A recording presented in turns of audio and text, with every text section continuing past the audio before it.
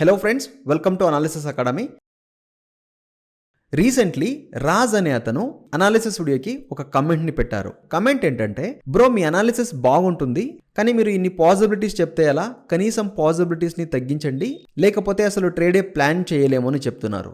ఈ కమెంట్ కింద ఇంకొకరు కూడా కమెంట్ పెట్టారు, yes I have same question from many months అని. అంటే వీళ్ళిద్దరు ఏమని చెప్తున్నారు అంటే, మనం డైలీ డిస్కస్ చేసే అనాలిసిస్ వీడియోస్లో పాసిబిలిటీస్ని డిస్కస్ చేస్తాం కదా, మార్కెట్ అప్ సైడ్ వెళ్ళవచ్చా, డౌన్ సైడ్ వెళ్ళవచ్చా, అప్ సైడ్ వెళ్తే ఎలా ట్రేడ్స్ని ప్లాన్ చేసుకోవాలి, డౌన్ సైడ్ వెళ్తే ఎలా ట్రేడ్స్ని ప్లాన్ చేసుకోవాలి అని. సో ఆ పాసిబిలిటీస్ని తగ్గించండి అని చెప్తున్నారు. ఫస్ట్ థింగ్, కమెంట్ పెట్టిన ఇద్దరికి కూడా థ్యాంక్ యూ సో మచ్. చాలా మంత్స్ నుండి మమ్మల్ని మీరు ఫాలో చేస్తున్నారు, అనాలిసిస్ని అబ్జర్వ్ చేస్తున్నారు, కాబట్టి I'm very thankful to you. ఇప్పుడు మీ డౌట్ని నేను క్లారిఫై చేస్తాను. అనాలిసిస్ వీడియోస్లో మనం డిస్కస్ చేసే పాసిబిలిటీస్ చాలా తక్కువగానే ఉంటాయి.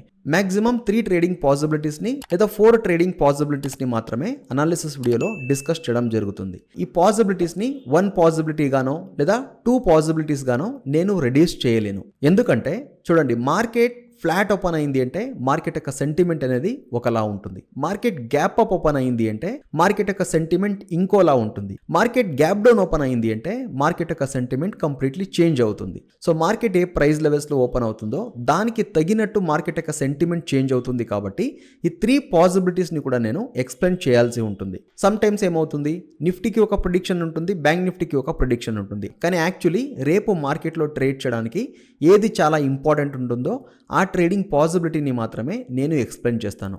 అదర్వైజ్ అన్నెసెసరీ థింగ్స్ని ఎక్స్ప్లెయిన్ చేసి ట్రేడింగ్ ప్లాన్ని కాంప్లికేట్ చేసి మిమ్మల్ని కన్ఫ్యూజ్ చేయడం నా ఉద్దేశం కాదు. 10 మినిట్స్ ఆర్ 12 మినిట్స్లో ఎంత పాసిబుల్ అవుతుందో అంత అక్యురేట్ ఇన్ఫర్మేషన్ని ప్రొవైడ్ చేయడానికి నేను ప్రయత్నిస్తాను. కానీ ఒక్క పాయింట్ మీరు అండర్స్టాండ్ చేసుకోవాల్సింది ఏంటంటే, రేపు మార్కెట్ బుల్లిష్గా ఉంటుంది, సో బై ఆన్ డిప్స్ని ప్లాన్ చేసుకోండి. రేపు మార్కెట్ బేరిష్గా ఉంటుంది, సో సెల్ ఆన్ రైజ్ని ప్లాన్ చేసుకోండి అని ఎవ్రీడే మనం ప్రిడిక్ట్ చేయలేం. స్వింగ్ ట్రేడింగ్లో అది పాసిబుల్ అవుతుంది, ఎందుకంటే పొజిషన్స్ని క్యారీ చేస్తాం కాబట్టి మార్కెట్ నెక్స్ట్ 1 వీక్లో బుల్లిష్గా ఉంటుందా లేదా బేరిష్గా ఉంటుందా అని మనం ప్రిడిక్ట్ చేయవచ్చు. కానీ ఇంట్రాడే ట్రేడర్స్ ఎప్పుడు కూడా మైండ్ సెట్ని న్యూట్రల్గానే పెట్టుకోవాలి. మార్కెట్ కొంతవరకు డౌన్ సైడ్కి మూమెంటం చేస్తుంది అని మనం సెల్ సైడ్ ట్రేడ్స్నే ప్లాన్ చేసుకోలేం. మార్కెట్ సడన్లీ రివర్స్ అయిపోతుంది. అలాంటప్పుడు పాయింట్ ఆఫ్ వ్యూని చేంజ్ చేసుకోవాల్సి ఉంటుంది. సో అందుకే మార్కెట్ ఎలా బిహేవ్ చేస్తే మనం ఎలా ట్రేడ్స్ని ప్లాన్ చేసుకోవచ్చు అని మ్యాక్సిమం 2 to 3 పాసిబిలిటీస్ని మాత్రమే ఎక్స్ప్లెయిన్ చేయడం జరుగుతుంది. ఐ బిలీవ్ మీరు పెట్టిన కమెంట్ని కరెక్ట్గా నేను అండర్స్టాండ్ చేసుకుని రైట్ ఆన్సర్ని ఇచ్చాను అనుకుంటున్నాను. మీకు ఫర్దర్ ఏదైనా డౌట్స్ ఉండింది అంటే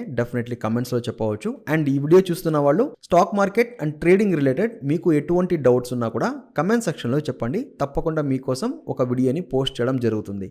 అందుకు మీరు ఫస్ట్ మన ఛానల్కి సబ్స్క్రైబ్ చేసుకోవాలి. అండ్ ఈ వీడియో మీకు కూడా నచ్చింది అంటే వీడియోని లైక్ చేయండి.